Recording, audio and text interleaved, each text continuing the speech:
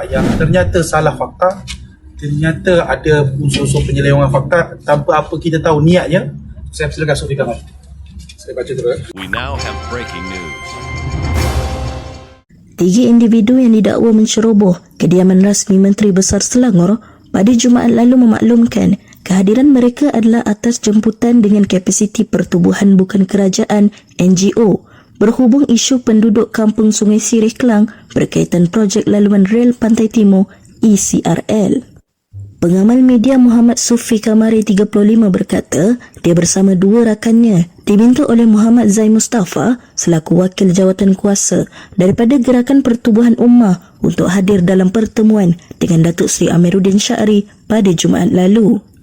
Menurutnya, mereka juga ada memaklumkan kepada pengawal bertugas di pintu pagar masuk kediaman rasmi mengenai pertemuan berkenaan sebelum dibenarkan masuk. Muhammad Sufi turut menafikan fakta terkandung dalam laporan polis dan mendakwa ia palsu serta tidak menggambarkan kejadian sebenar. Menurutnya, tujuan pihaknya membuat laporan polis adalah untuk membersihkan nama mereka dan memohon pihak polis menjalankan siasatan selanjutnya.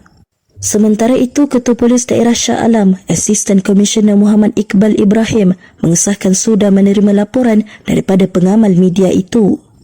Laporan ada kita terima tetapi lebih kepada penafian.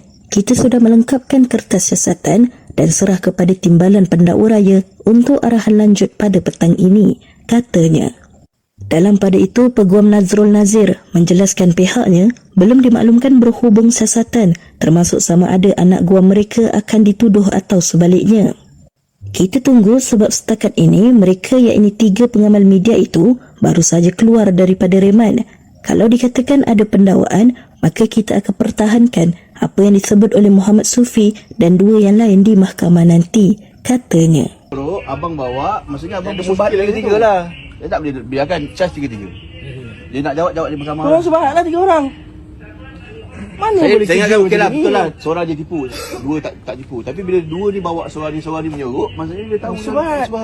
Apa ni korang ni? Kerja tak ada masalah. Cari rezeki. Aku pun cari rezeki. Aku pun kalau tak makan lapar mati kat. Yang ternyata salah fakta, ternyata ada unsur-unsur penyelewengan fakta tanpa apa kita tahu niatnya. Saya silakan Sofi Kamal. Saya baca dulu. Bersabit laporan polis nombor report SEK 6 Palang 00187 Palang 24 bertarikh 5 Januari 2024. Saya menyatakan bahawa kandungan dalam report tersebut yang telah tular di media sosial bukanlah menggambarkan perkara yang berlaku pada waktu tersebut.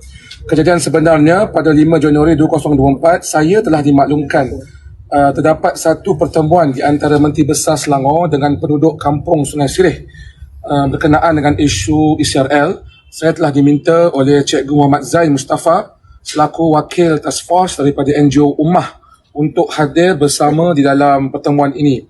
Setibanya saya di pagar masuk kediaman rasmi Menteri Besar Selangor, saya telah memaklumkan kepada pengawal yang bertugas bahawa tujuan saya datang adalah untuk menghadiri pertemuan bersama MB tersebut. Saya kemudiannya telah dibenarkan oleh pengawal untuk memasuki premis kediaman rasmi Menteri Besar.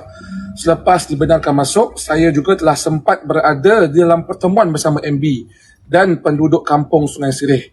Saya sempat masuklah dalam mesyuarat tu. Saya juga sempat untuk bersalaman dengan Menteri Besar Selangor yang sedang mengetuai mesyuarat. Tiada sebarang provokasi berlaku sepanjang pertemuan tersebut. Sejurus selepas pertemuan selesai, saya telah dipanggil oleh seorang pegawai di kediaman rasmi MB tersebut. Beliau telah menuduh bahawa saya telah menceroboh premis kediaman rasmi Menteri Besar tanpa kebenaran. Kemudian saya telah ditangkap serta dijalankan siasatan ke atas saya selama 2 hari.